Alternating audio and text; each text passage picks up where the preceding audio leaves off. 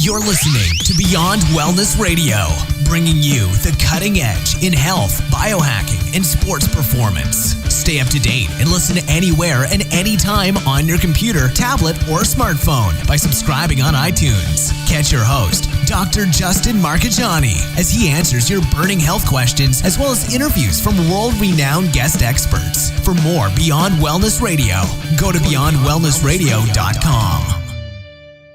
Hey there, it's Dr. Justin Marchegiani. Welcome to Beyond Wellness Radio.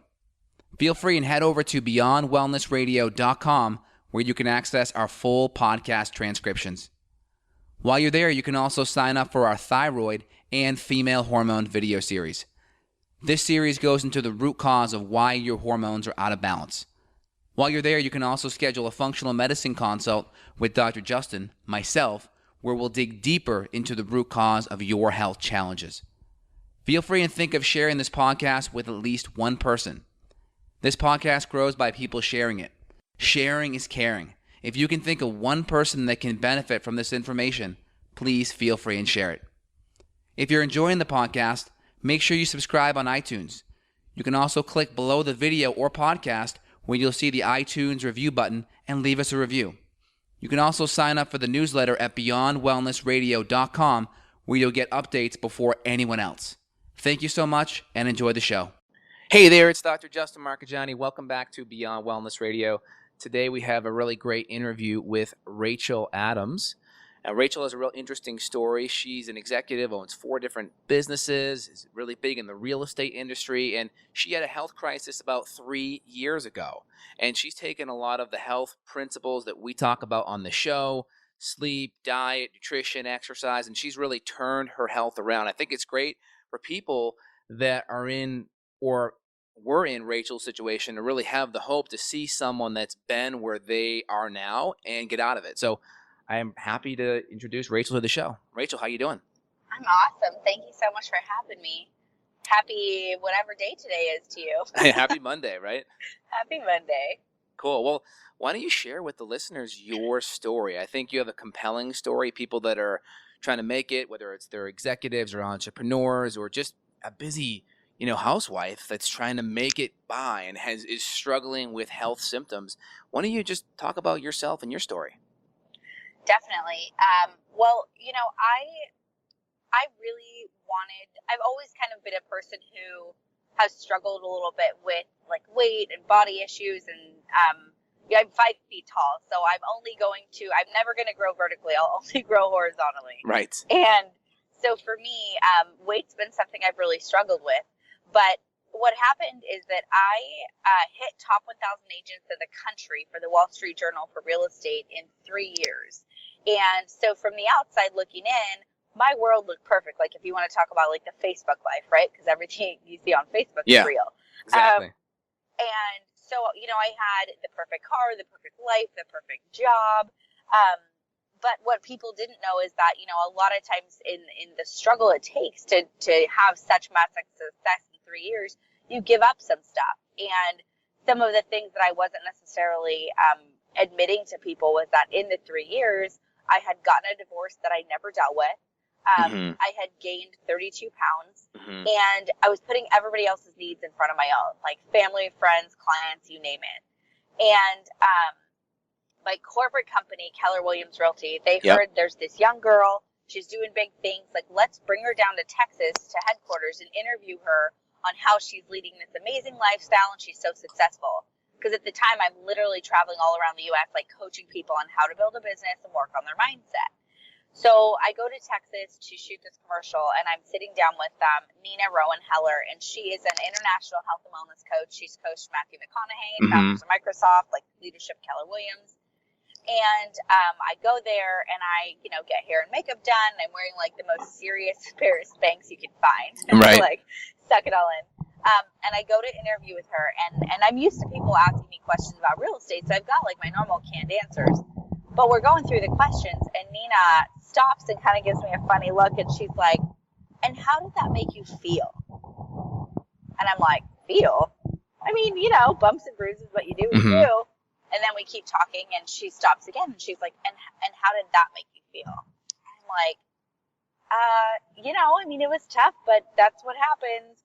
And so we keep talking, and she kind of like gets this funny smirk on her face, and she looks at the camera crew, and she's like, "Hey guys, can I get you to step outside for a second?" And they step outside, and I'm like, "What is going on?" And she takes my hand, and she says something to me that I'll never forget. She said, "Rachel, have you ever heard that your video isn't matching your audio? Like what you said you're doing, it's clear you're not doing." Mm-hmm. I'm like, "Well, I've heard it, but not in relation to me." And she's like, "Sweetie, what's really going on?" And I'll tell you, Justin, it was like in this workout bench in Texas in this fancy outfit, I just like burst into tears. Right. And I just said, "You know what, Nina, I got a divorce and I've never dealt with it. And I thought that if I shoved it down far enough, it'd go away. But unfortunately, it's showing up in different ways. It's showing up in unhealthy food habits. It's showing up in, like, I'm like, "Nina, I literally have a headache, but I also didn't sleep well last night. So I'm taking an Advil with a cup of coffee." Oh, man. I poor know. gut. I know. And I'm just like, you know what? I was happy on the outside because I choose to be happy. Mm-hmm. But when I went home at night, like I wasn't happy. And we end up instead of doing this interview, we have this amazing 2-hour conversation about what my life could look like if I was truly leading it with authenticity and intention. And instead of feeling like my divorce was something I needed to be ashamed of, know that it's just part of my journey. And she actually sent me home. I never got to shoot the commercial. I cried for like 2 days. But I had this moment. And I had this moment 2 days later sitting on my floor in my living room. And I remember looking up to the sky or the roof, to God, whatever you want to call it. And I just said, I know I'm meant for more. Like, I can't have gone through all that I've gone through and have this amazing platform of people I get to connect with to not be meant for more. So I took a step back and I realized that I had some people in my life and potentially some things in my life that weren't actually serving me. Mm-hmm. And so I went on this 90-day journey of self-discovery, and pretty much everything changed. Wow. Yeah. So you kind of hit rock bottom with this interview, right? Yeah. The lady, it seemed like, was asking a lot of questions that were just drawing a lot of introspection, kind of looking at your health, looking at your life. Does that sound right? 100%. And what was the first change you made? Okay, so now you're at rock bottom. What's the first change you made with your health or your mindset that kind of got this journey going for you? So I looked at my life and I said, okay, I know that I'm not leading my life at the level that I want to. So if I could pick 2 things to remove from my life, like 2 distractions, if you will, what are those distractions? Like, what could they be? And if I remove them, what could my life look like? And at the time, a little embarrassing to say, I was actually on 3 online dating sites. And that's a distracting thing to have, the little pings always coming at you. And then drinking. So I took out dating and all alcohol for 90 days just to kind of see what would change for me. Wow. Okay. Yeah. And what was the result of that? Well, the thing about it, like with taking out alcohol for me was a really big deal because it wasn't like I was drinking every night of the week, but I would have, happy hours with girlfriends or a cocktail with clients. And you can have the greatest intentions about food for the day, but once you have a couple cocktails in you, you're like, yeah, let's split the French fries. Sure, we can have cheesecake, Of course. So when I took out alcohol, like I found that I was coming home earlier, and instead of having a glass of wine at night, I had a cup of tea, and I was having all this time to sit at my house, and I was like, what do I want for my life? So I start journaling, and then I start reading about meditation. And then when you're not like hungover every morning, or any morning rather, you go, okay, well, maybe I'm going to go to bed a little earlier. So if I wake up earlier, what if I start to exercise? So I started doing a morning routine with just like getting out of bed. And I made these little rules for myself. And one of my rules was I feel like so many times people, the very first thing in their body they put in their body in the morning is coffee. And I was one of those people. So before I went to bed every night, I put a glass of water by my bed. And my rule was that before my 2 feet hit the floor, I would drink that glass of water because your body naturally dehydrates as you sleep. And so I drink water. And then when I got out of bed, I just set this simple exercise routine up where I would drop to the ground and I would do like 22 push-ups and the simple ab routine and some squats. And just like something to get my blood moving. And then I would take my journal and I would write 3 things I was grateful for every morning. And in the beginning, it's like kind of surfacey stuff. Like Yeah. I'm grateful for, the air. And then you start to get really deep and you're like, I'm grateful for my struggles. I ended up being grateful for my divorce. Like who knew? Right. Right. And then what But was the best thing for you emotionally? Because as a functional medicine doctor, we yeah, deal with a lot of the metabolic things, right? Diet, yeah, lifestyle, yeah. we do fancy lab tests and create protocols, but a lot of what creates dysfunction or dis-ease, right, in someone's body is a lot of the emotional things that are unprocessed. And you Hmm. mentioned the divorce and those kind of things. How did you process that? What were the steps that you went through afterwards to help eradicate that? Well, I didn't even necessarily know that they were like, they didn't turn into steps for me. I was just, what starts to happen is when you decide you're going to commit to, eating clean or you're going to do an exercise routine, like when you start to feel good, like what happens is you'll make one good decision. Like, okay, I'm going to take out drinking for 90 days. And after you do one good decision, then you make another good decision. You're like, well, maybe I should start to look at what I'm fueling my body with because, you know, I think that like when I was going through the divorce, I was like, I'm really sad. I should eat comfort food. Or like, I'm happy. It's a great day. I'm going to eat a celebratory meal. And what I realized for the healing part with divorce is I found some really good books. I found a book called From Me to We. I'm sorry, From We to Me. And I thought that was a really good book. I started going to a group called Divorce Care, and it was through my church. And it was a divorce recovery group. And I mean, I was raised Jewish and I was like, I can't walk into a Christian church. Like, that's not how this works. But the cool thing was that they were just really nice and really accepting.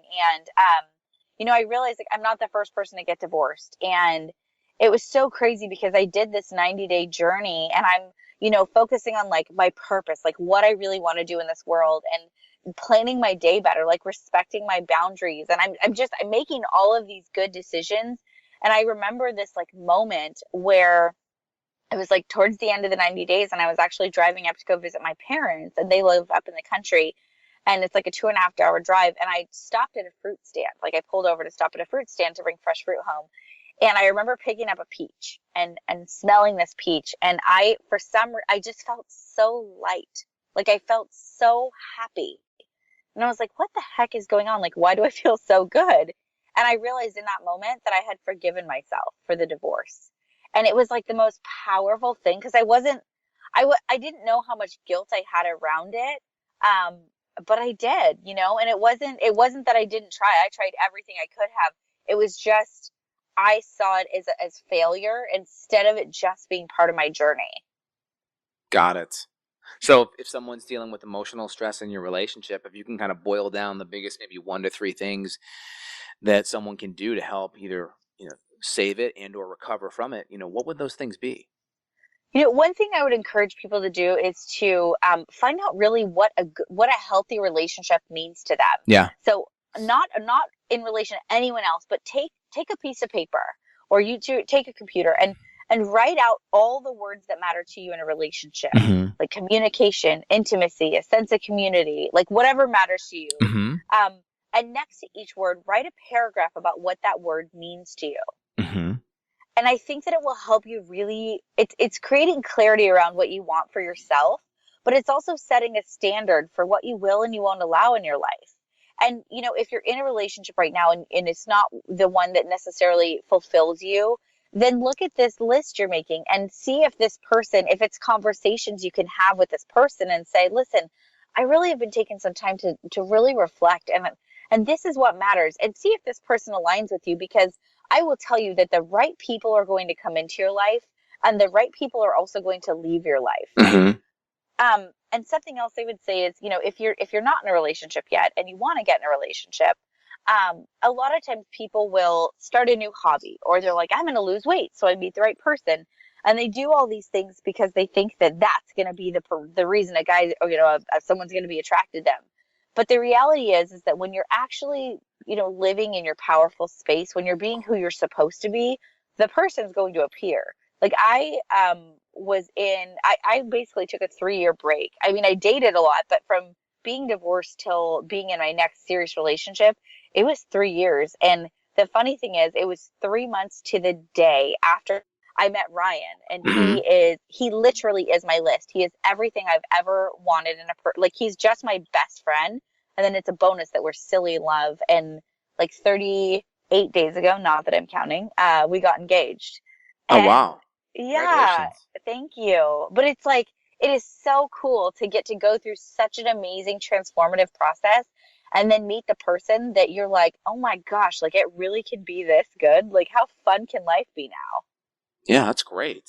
So Yeah. that's awesome. So you got your relationship dialed in. You really did some soul searching, figuring out what you wanted, so you can kind of create that magnetic energy to attract it in, right?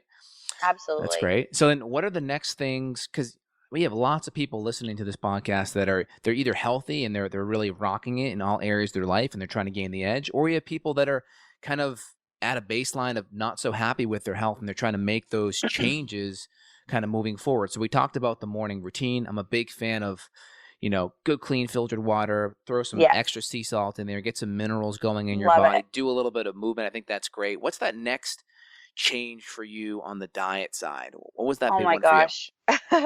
So I am that person who I really honestly, I was diet to diet to diet, and diet in the bad way, because there's such a negative rep on the word diet. But in reality, diet is just what you eat. It's not what you're on. Right. And I mean, I'm not kidding you. I was high carb, low carb, no carb, yo carb. Like, I did any diet that I could think of because I wanted the quick fix. I wanted to find what works for me. Right. And what happened was, when I took out drinking, I also set some other rules up for myself. And I decided that I was going to take out white flour, white sugar, and anything processed. Mm-hmm. Those just simple stuff, Simple right? stuff, right? Just kind of foundational stuff, right? Nothing too crazy, right? And so what happens when you take out these, I call them distractions and noise. Sugar to me is a noise, and alcohol is a noise. It's something, it almost numbs your body, so you can't, your taste buds aren't even alive. They're like kind of numb. They don't know what's going on. And so what happened is I took this out, and all of a sudden food started tasting different to me. And so when I would eat something, instead of just eating because I ate, because there was just what I did, I started to eat something and go, okay, how does my body feel when I eat this? Right. How does my body feel? Do I get energy? Do I feel a little tired? Do I have a slump a couple hours later? And what I realized is that my body feels good when I eat a lot of vegetables, when I eat lean proteins. And the other thing that I told myself is, like, no more restricting. Because I would go on a diet, the bad kind of diet, and I would say, okay, I can't eat this, I can't eat this, I can't eat this. So I don't eat, and I restrict myself for a long time. And then I get towards the end, and I'm like, I did so great. Now I'm going to eat 7 donuts. Like, it is such a weird cycle. Yeah. And so what happened is I go, okay, how does my body feel? And, I honestly took a piece of paper and I drew a circle. And the circle, to me, it can represent a plate for some. For me, it represented my daily intake of what I was eating. And down the middle of the plate and a straight line, so splitting the plate or the circle in half, I put a line. And on the left side, for me, that half of what I eat in a full day is vegetables, literally vegetables. Mm-hmm. And then I took the other half and I cut that in half. So I now have, and so with those two halves on the right side, one of them I put protein.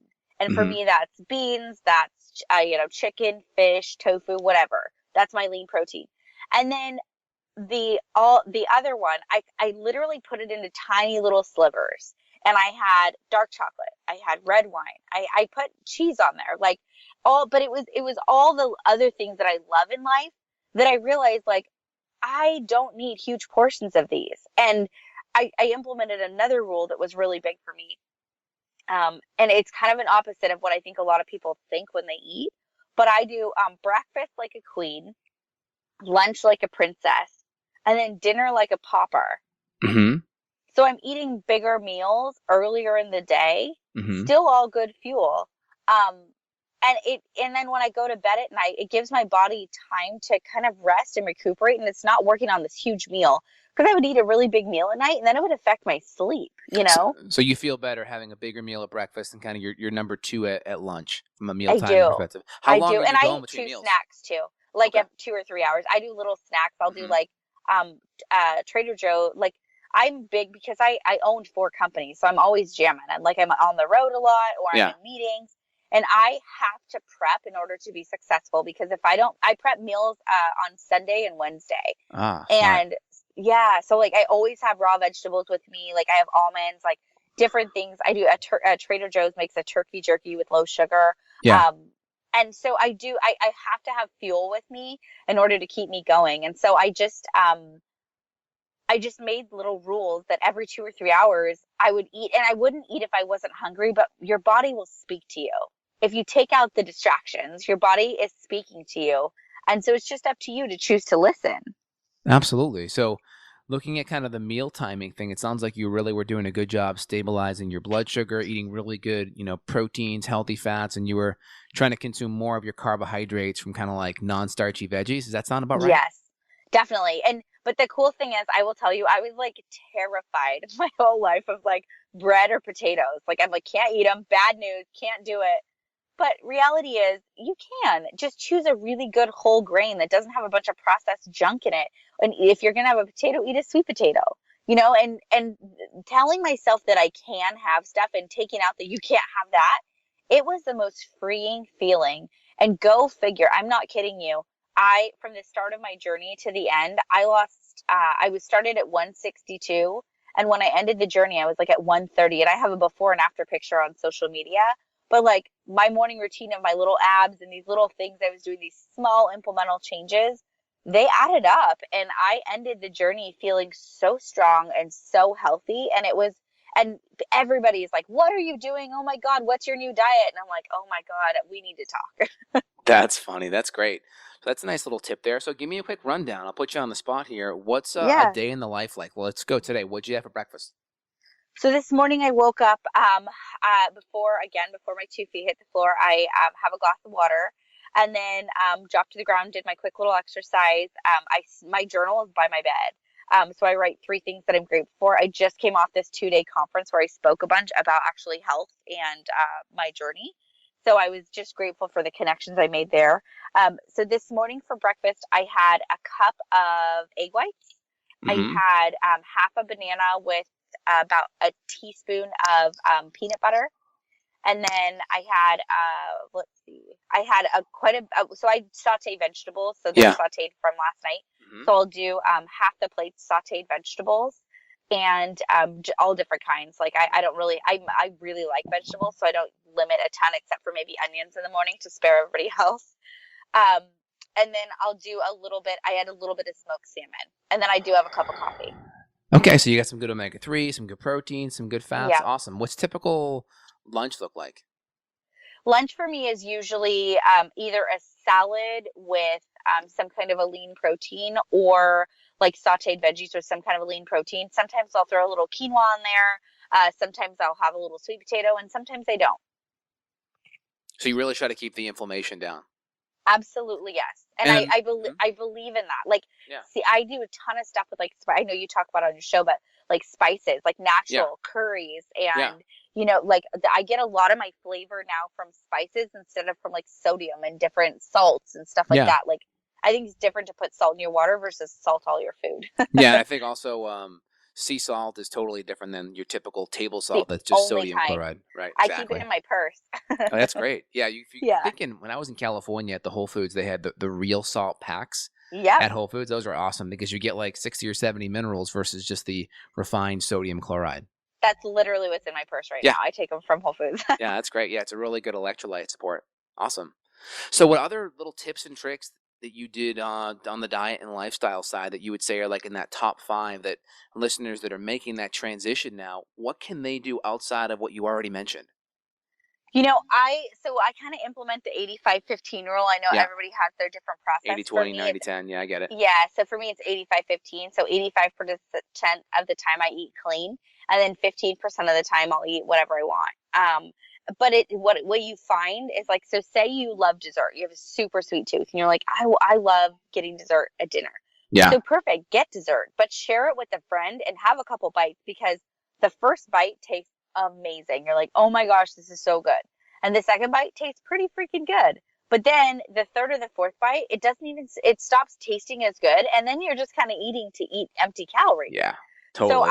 I would encourage you just to really try and like listen to your body. Really listen. And then my fiance, he eats like he is 6'3" and I'm 5 feet tall. And he can literally eat whatever he wants. But the coolest thing about talking to him about food and his relationship with food, because he has no emotional relationship with food at all, is he eats really slowly. And he chews all his food. He like, I swear he chews like 50 bites every time, 50 times. But the cool thing is like, so I wanted to pace myself with him because I was like, gosh, I wonder, that's so crazy. He eats so slow. But I love it because it gives you, like, you can respect your food. You can respect your meal time. And so many people rush through their food, scarf it as fast as they can to keep moving throughout their day. And what you realize, and for me, because I was such a driver in my business world, I ate like a driver. I slept like a driver. I mean, and what I mean by that is I was like, go, go, go, sleep, like as little sleep, wake up, get moving, go, quick breakfast. And there's such a beautiful power in slowing down. So my rule when I eat is it's simple, but I set my fork down in between bites. Instead of having my fork always in my hand, I set my fork down in between bites. And that slows me down, and really, really was helpful. And then I'd say the last piece to nutrition that's really helpful for me is if you're starting at clean eating and you don't really know what it is, think about when you go to the grocery store, just hanging out on the outside perimeter, like where the vegetables are and the fresh, fresh fruits and the lean proteins. Because when you get into the center aisle, that's where all your processed, saturated fat, crackers, like that's where all the stuff is that's going to be doing harm to your body. And, like I said, when you start making one good decision, your body's going to crave it. Like you're going to be like, are you serious? Like sometimes I wake up in the morning and I'm craving vegetables, craving it. Right. And it's a beautiful thing. Like I just went on this all-inclusive vacation and I was joking around yesterday, but my 85-15 rule was pretty much reversed. Like at 85% of the time I ate whatever I wanted. And 15% of the time I was like, I should probably have a salad. But the cool thing is when you treat your body really, really well, when you come home, you don't have to go on this crazy diet to restrict to get you back to where you were. You just go back on how you like to eat, what feels good for your body. And all of a sudden you're like, oh, that was just some extra like salt and water weight. And then you're back to where you were. And it's really empowering. Oh, absolutely. I think that makes a ton of sense. I mean, these are just real practical things that everyone can be doing. I think the timing of food is really important. Also, that old Yeah. adage of like, one chew per tooth, right? You have about 32 teeth on average, right? So that's about 32 chews or so. That gets your food up to that liquid kind of consistency. There's that old Buddhist proverb saying, drink your food and eat your water, where chewing your food up to a consistency so it's almost liquid. So when you swallow it, it's a lot of surface area for your enzymes and your hydrochloric acid to work and break it down. And then also when you drink your water, letting it imprint on your saliva so your body can process it better. So I think those are some really good things. And also just giving your appetite, that apostat, that center of your brain that controls your appetite, time to let the nutrients kind of get into the body so it can sense it and allow you to feel full faster. Where if you just scarf that food down, it's really easy to overeat when your apostatic mechanisms that control satiety aren't working optimally. Yeah, absolutely. What is your feeling on drinking like a glass of water before you eat? I've heard a lot of people talk about that. Yeah, I think with hydration, with water, hydrating about 10 minutes before is ideal. I mean, if you're going to drink like an ounce or two just to help food kind of process down, or maybe you're sipping a little bit of wine or something with your meal, fine. But hydration, ideally about 10 minutes or so before meal, because the stomach's really acidic. It needs to be acidic. It's about a pH of about 2. So hydrochloric acid can activate a lot of the protein digesting enzymes, and water's got a pH of 7. So if you're raising up that pH, that's going to lessen your hydrochloric acid levels and lessen your enzymes and create more bloating and burping and belching. So I find 10 minutes or so before a meal and or about an hour or two after a meal is ideal for hydration. Awesome. Okay. Yeah, and I find a lot of people too, this is a big thing, is the mechanism for like craving food and craving water can be easily mistaken in some individuals. So Yes. like before you eat, having like a big glass or two of water, you'd be surprised what happens to your appetite when that meal comes. It's like you eat less, even though you're not trying to, because you're just giving your brain a chance to catch up with what it really needs. Absolutely. Yeah. So, okay, so we got the alcohol stuff down. We got meal timing. You're really doing, I think, a lot of mindfulness with the chewing and giving your body time to process that food. I think that makes a ton of sense. What else? What else is on that big 5 list that you use to help improve your health? Well, one big thing for me was sleep. Yeah, So huge. I'll be honest with you. I fought sleep almost my whole life because I always was, even when I was in college, I was like 20 units and 2 jobs. Like it's just how I operate. And from 2007 to 2013, I literally took Ambien, the over-the-counter sleeping pill, Oh, wow. 4 nights a week. Yeah, 4 nights. And it only was not 7 because I didn't want to feel like I was addicted. Yeah.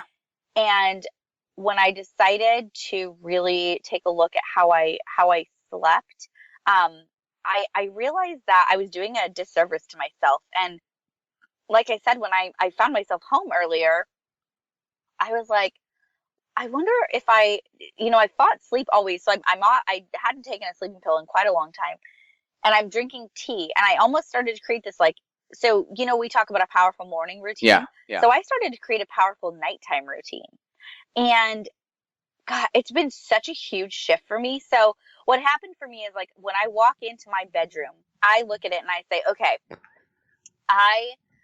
so think about going into a spa, and when you go into a spa, like you just feel good, you feel relaxed, right? Mm-hmm, You feel like you want to unwind. So I looked at my bedroom and I said, why doesn't my bedroom represent that? Like if your bedroom is so I literally consider my bedroom now my sacred space. Yeah. And I changed the paint colors to be more like calming colors because I had liked red, and that's not necessarily the most calming color. Yeah. So I do a lot of like cream. Now it's like creams and ivories, and I have a little bit of gold tones, some blue. Mm-hmm. And I don't have full lights on, so I changed my light bulbs in my room too, so they're dimmer. I had a system that every night before bed, I had this folder, and I would watch, and it's on my phone, and I would look at e-news and Facebook and Instagram and Pinterest, and I'm like, what? He's dating her? And, my mind's racing. So I implemented a rule, and it's a no tech hour. So before bed, any email, anything I want to look at on the internet, any text messaging, anything I want to do before bed is done 1 hour before bed. So I unwind from technology a full hour before bed. I do not plug my phone in by my bed. A lot of people have their phone plugged in by their nightstand. It's too easy for me to grab it. So I actually plug my phone in my bathroom. And that does one of 2 things. One, it makes it easy so I can't go grab it to go chat on it, right? Mm-hmm, and the other thing it does is when my alarm goes off to wake me up, I actually have to get my butt out of bed to go turn it off because I was like a 4-time snoozer. I just keep hitting it, Right. And I aim for 8 hours. I really do. I'm intentional about my sleep. But the last thing to sleep for me was that sometimes life shows up and sometimes I don't get 8 hours. And so I realized there was a mindset shift in here. And I can, I could either say, okay, I've got 5 hours. I'm going to be so freaking tired tomorrow. Tomorrow's going to suck. I'm going to need a cup of coffee at 4 p.m. and I'm going to drag all day. Or I can say, okay, I've got 5 hours. I'm going to shut down now. And when I wake up, I'm going to feel refreshed and amazing. And I'm going to have the most beautiful, restful night's sleep. And then I wake up and I do my morning routine. And like mental shift for me with sleep was super, super huge. I think the last piece for sleep that really has been helpful is my mind races. Like I a lot of times couldn't fall asleep because I'm thinking about a client I didn't write back or a blog I need to write or whatever. So I keep a journal by my bed, the same gratitude journal, and I call it a mind dump. So if something's happening in my head and I'm not getting sleep, I'll literally look to my journal and just get it out of my head. And once it's out of my head and on paper, I usually can get back into the place of getting into sleep mode. Yeah, I totally agree. I think one of the biggest things, my biggest issue is just getting off technology earlier. The biggest thing I do is I'm trying to do and working on it is one, throwing your phone or your iPad into airplane mode, and then also clicking the nighttime button. Ooh, good for you. Throw it that in airplane mode. That is dangerous. I know, it's hard. Throw it into airplane mode, and then also hit the the little moon button, half moon button that kills all your notifications. So then you don't have like calendar things popping up or, your to-do list going off saying, you got to do this, you got to do this. And then it's just like dead. Then your phone's off. There's no EMF. I throw my phone all the way across the room, kind of like you mentioned, at least 6 feet, but I keep it, 25 feet away. Yeah, I just have an end table that's literally at the polar opposite corner of my bedroom. And number one, when the alarm goes off, it forces me to actually get up. And then number two, it keeps that EMF away. And then also with the Apples, they have the application there, Night Shift, and I make sure Night Shift is on so it kills all of the blue light. That's the light that really disrupts melatonin. So putting the Night Shift application on, or if you're Android, there are other applications out there that will kill the blue light, which shuts down melatonin. That. Yeah. You know how you said the moon?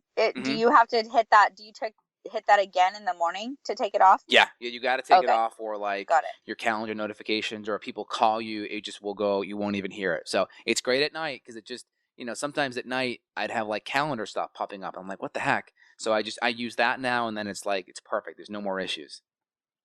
But it takes discipline. It really does. Yeah, absolutely, it does. Well, awesome here. We've had a really great talk, and I want to just highlight a little bit more where people can get more intel and more info on you over at lost2found90.com, LOST, the number 2, found, the number 90.com, like a 90 days to kind of get your health and your life back on track. So I think that's going to be some great intel for people that want to get more information about how they can get their life back. Also, any way else people can get a hold of you or find out more about you, Rachel? Absolutely. Yeah, I'm really active on Facebook. So if you do the / Rachel Adams Realtor, you can find out about me. And then my main website that kind of houses everything I do is www.racheladamsinspire.com. And you can talk to me about speaking. You can see my book and program, real estate coaching, and all the fun stuff I'm up to. Rachel Adams Inspire. Awesome. And then last question that I ask everyone. Please. Let's say you are stuck on a desert island and you only can bring one thing, one supplement with you. What do you bring? Oh, that's so good. One supplement. So it's health related, one thing? Yeah, health related. But if you want to go outside of health related, I'll let you do that too, as long as you have a really good answer why. I think I'd bring like a flint to make a fire so that I can cook food and boil water, and you know what I mean? Yeah, from a practical standpoint, that makes a lot of sense. Yeah, cool. I think that would be my go-to. And I'm not a fan of it, but my fiance really likes watching Naked and Afraid. So I keep seeing people like going on these shows and doing these horrible things, but that would be my takeaway. Very cool. And is there any one supplement that you're doing now, you've done in the past that you really like, or you've gotten some success with? Well, I'd love to actually hear your feedback on this. So I am training for my first full marathon right now. Yeah. And I did a half marathon, and we were told by some runners to I'm not a big believer. I think that the supplement industry from like a GNC standpoint is poison. Oh yeah. So 95%. I steer super clear from those. Mm-hmm. I only do natural supplements in my body, but I will tell you, turmeric, they told us to use turmeric after running to like help restore muscles or inflammation, something. Yeah. It freaking made such a difference, I think.